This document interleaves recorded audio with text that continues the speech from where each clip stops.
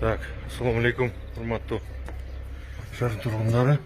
Шаар бүгүндөн баштап коомдук транспорт каттай баштады. Шопурларга атайын кийимдер, кол кап, бет кап, антисептиктер менен антисептиктер камсыз болушту. Андан сырткарыда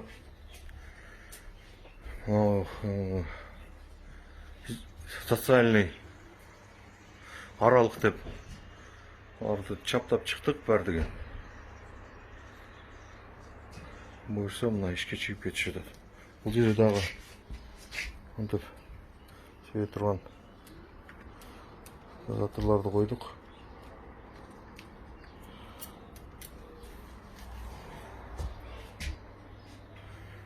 Буюрса жакшы болот.